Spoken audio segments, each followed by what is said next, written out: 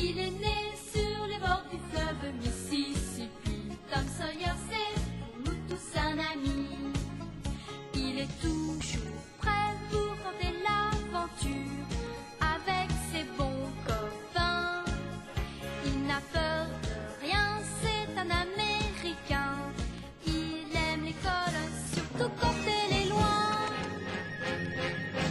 Tom Sawyer, c'est l'Amérique, le symbole de la liberté. Il est né sur les bords du fleuve Mississippi. Tom Sawyer, c'est pour nous tous un ami. Tom Sawyer, c'est l'Amérique pour tous ceux qui aiment la vérité. Il connaît les merveilles qui sont dans la forêt, les chemins, les rivières et les sentiers.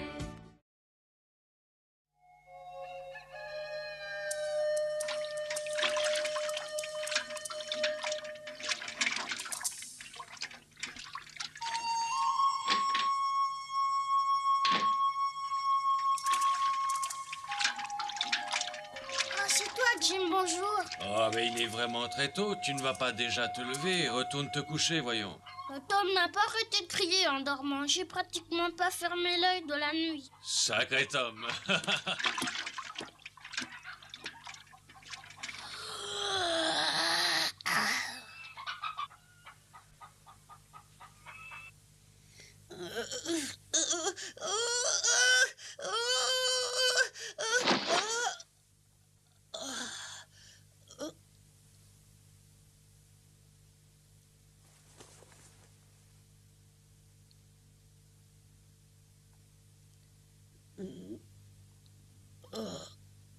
Non, c'est malheureusement pas un cauchemar.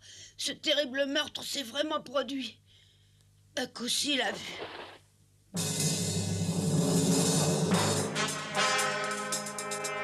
Vous ne pourrez plus rien dire, docteur.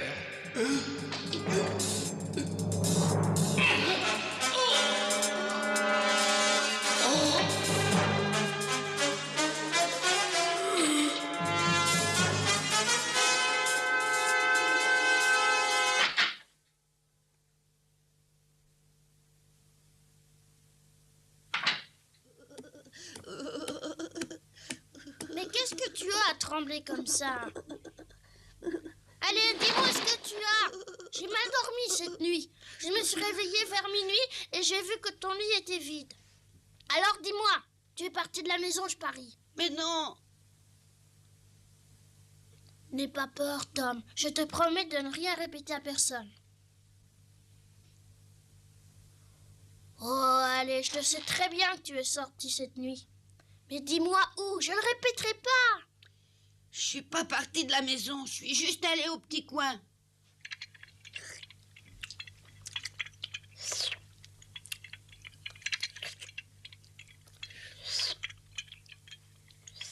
Tom, tu ne manges pas? J'ai pas faim. Je me demande bien ce qui te prend. Tu n'es pas malade, au moins. Non, pas du tout, Marie. D'habitude, tu manges bien le matin. Tu nous couvres sûrement une maladie. Mais non. Oh, alors écoute, on ira pêcher comme tu l'as promis aujourd'hui si t'es pas malade. Non, demain. Aujourd'hui, n'arrête pas de me dire toujours non demain. Je te l'ai promis. Tu sais très bien que oui, voyons. Aujourd'hui, franchement, je peux pas. Mais pourquoi? C'est parce que tu te sens mal?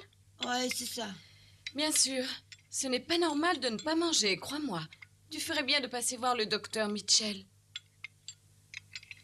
Oui, Tom, c'est plus prudent pour toi d'écouter Marie. Mais non, ma tante, je me sens bien. Tu penses peut-être que le docteur Mitchell ne peut rien pour toi. Oui, c'est ça. Mais tu peux aller voir le docteur Robinson si tu préfères. Oh, mais non. Alors, non, ça, merci, j'ai pas envie de voir le docteur Robinson. Oh non, alors, j'en ai pas du tout envie.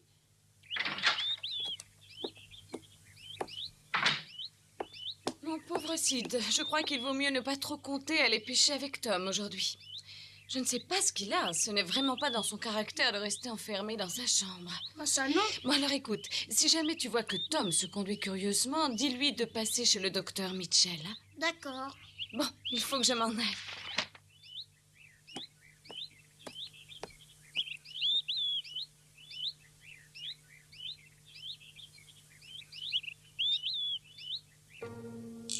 Si ce que j'ai vu cette nuit s'est vraiment passé, le corps du docteur Robinson doit encore se trouver dans le cimetière. Et si j'allais tout raconter au shérif? Non, j'ai pas le droit de parler.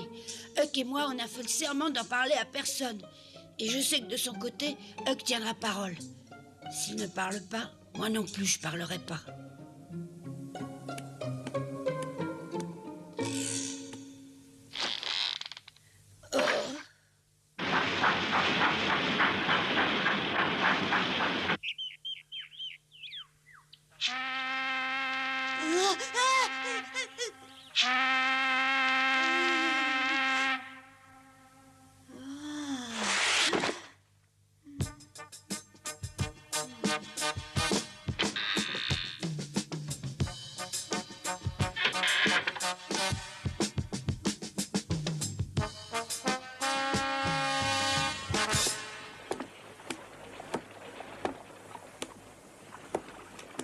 Bonjour, grand-père. Belle journée, hein?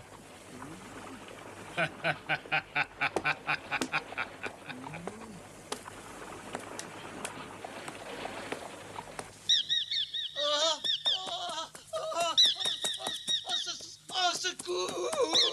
Au secours! Au secours! Au secours! Au secours!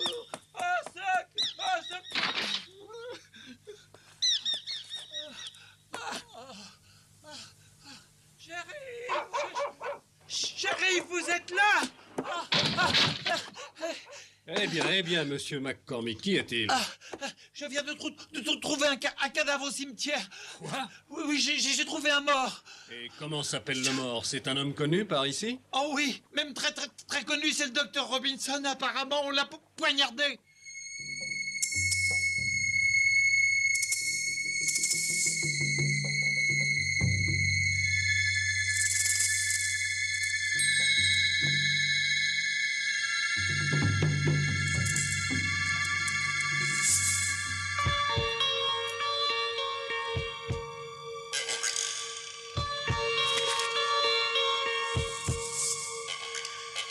Viens voir ici.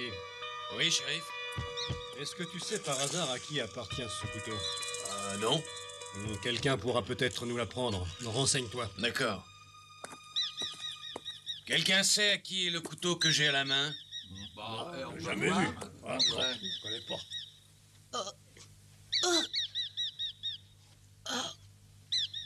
Je pensais pas te voir ici. T'as vu qui est là? Où? Là. Montre pas ta peur, ou bien elle trouvera pas ça normal. Oui, t'as raison. Mais c'est le couteau de meuf. Vous prétendez que ce couteau appartient à un meuf? Vous en êtes sûr? Ah oui, Et pourquoi est-ce que vous en êtes tellement sûr? mais il me l'a montré plusieurs fois, il en était très fier. Vous voulez bien venir répéter ceci au shérif? Shérif, il paraît que le couteau est celui de meuf. Oui, shérif, c'est bien son couteau, je le reconnais.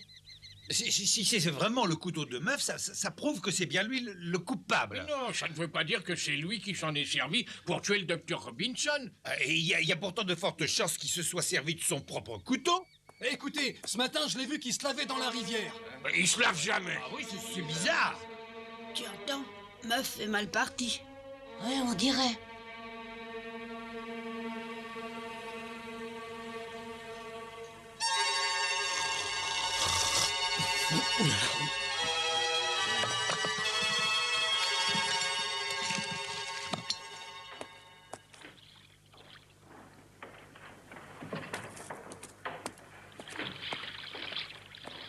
Tiens, le voilà.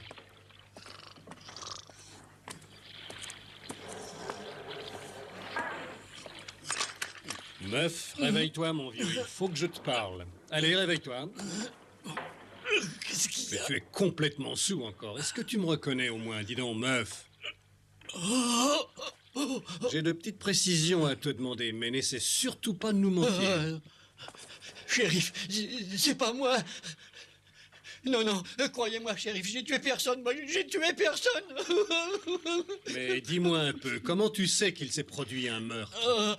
Et comment se fait-il que tu m'en parles avant même que je t'ai posé une question?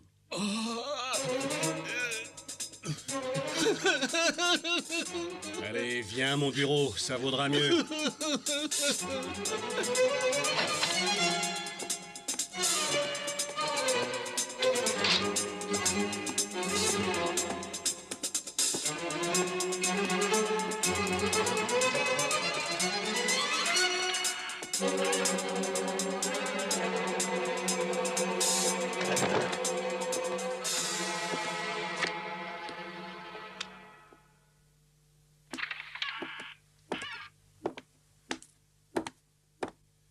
Je te demande de venir à mon bureau, Joe. J'ai besoin de te parler.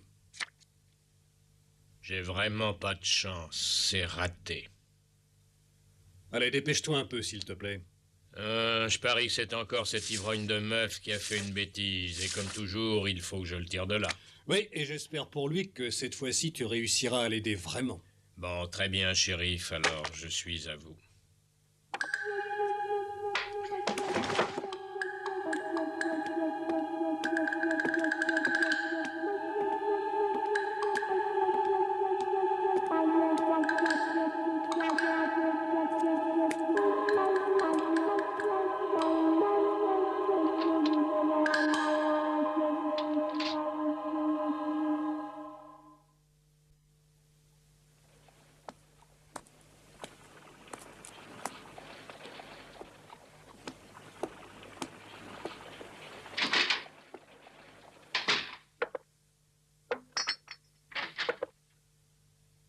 Je vous attendais plus tôt, docteur.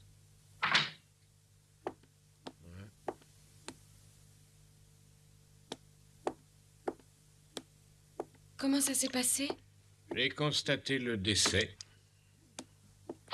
Ce pauvre docteur Robinson a été tué. Oui.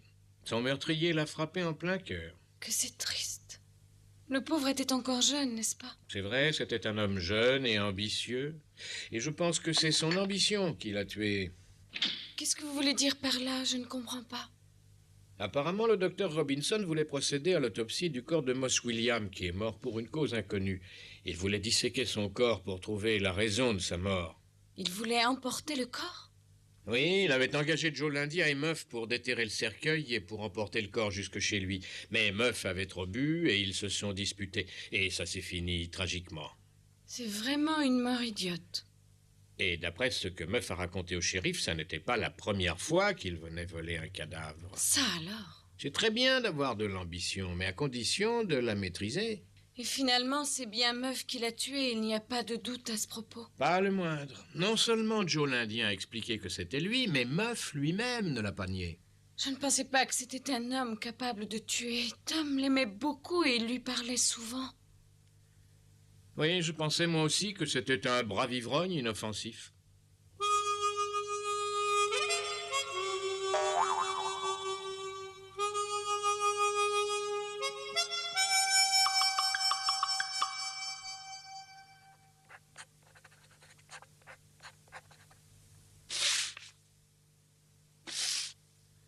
Voilà ta déclaration. Relis-la et si tu considères qu'elle est bien exacte, signe-la. Si vous avez écrit ce que je vous ai raconté, elle est parfaitement exacte. Bon alors, signe-la. Moi, est-ce qu'il faut que je signe? Là.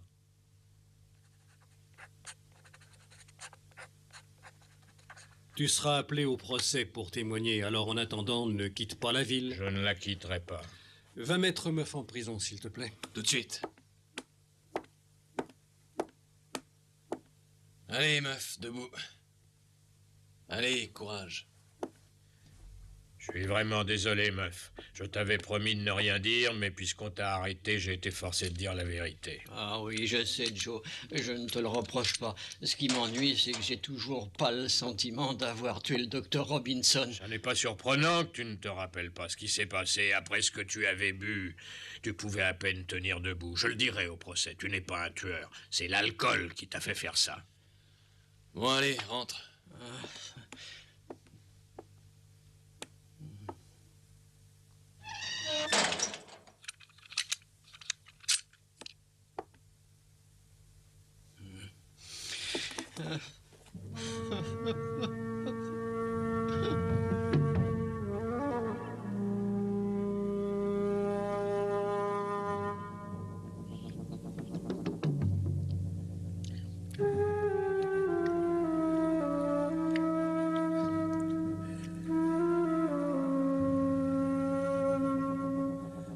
Je ne sais pas très bien ce qui se passe, mais je n'ai pas du tout envie de manger. Oui, moi non plus, maman. Le meurtre du pauvre docteur Robinson m'a complètement coupé l'appétit pour longtemps. Et j'ai beau réfléchir, je ne me souviens pas d'un pareil événement dans la région. C'est vraiment affreux. C'est terrible de mourir de cette manière. Moi, je trouve pas. D'une certaine manière, c'est bon pour le docteur Mitchell. Sid, explique-moi un peu comment tu peux trouver ça bien. Ben voyons, puisque le docteur Robinson est mort, le docteur Mitchell aura plus de malades à soigner. Il reste plus que lui. Tu me déçois énormément. Comment est-ce que tu peux parler d'une manière pareille alors qu'un homme vient de mourir? C'est vraiment honteux. Tom comprend ça. Il a vraiment un meilleur comportement que toi. Il en a très normalement l'appétit coupé et sa réaction prouve bien qu'il a subi un choc. Tu te sens mieux, Tom? Oui. Tu parles. Depuis ce matin, tu n'as rien pu manger. C'est vrai, tu n'as rien mangé? Bon, alors réponds franchement, Tom. Si tu es malade, il faut le dire. Non, Marie, ne t'inquiète pas. Je me sens très bien, mais je n'arrête pas de penser à tout ce qui s'est passé.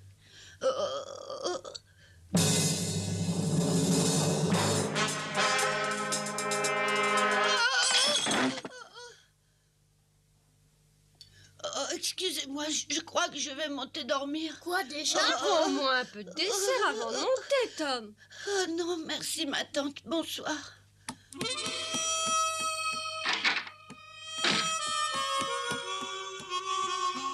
Il a un comportement très anormal.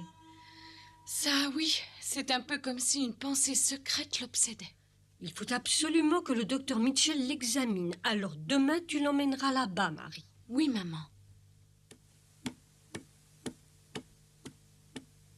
Meuf a été arrêté. Il va être jugé et il sera sûrement reconnu coupable du meurtre. Mais qu'est-ce que je peux faire? Qu'est-ce que je peux faire?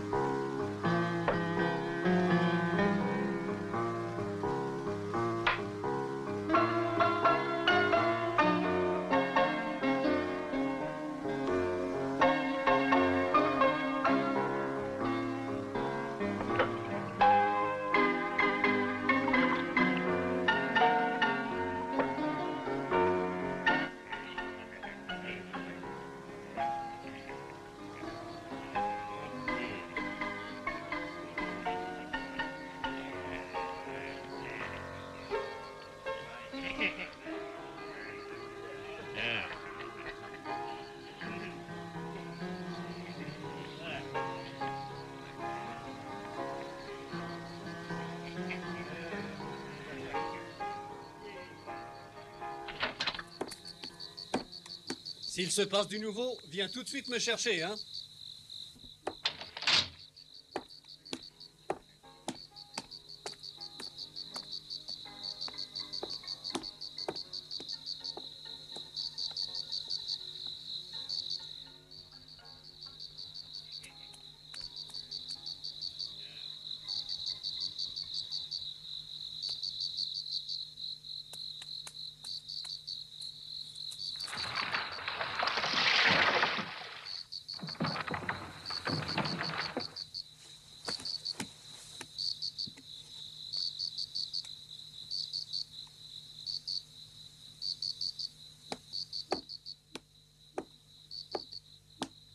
Écoute, meuf, le shérif vient de retourner chez lui et je vais essayer de dormir un peu. Alors, si tu veux boire ou manger quelque chose, dis-le-moi. Ah oui, je voudrais bien boire un petit whisky. Ah non, j'ai pas le droit d'apporter du whisky.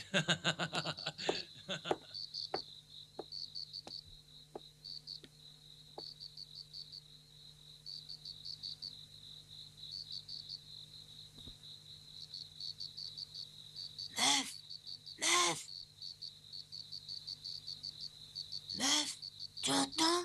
C'est moi, Huck.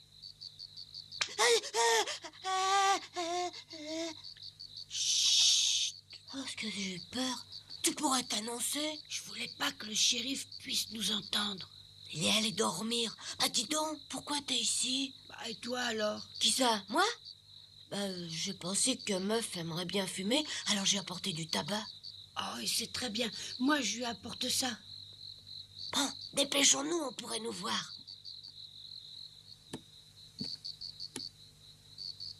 Hé, Meuf!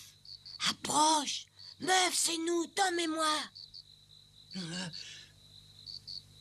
C'est nous. Oh, dites-moi que je rêve pas. Ça alors, c'est une bonne surprise. On est passé pour voir si tu allais bien. Et regarde, on t'a apporté ça. Regarde. Oh.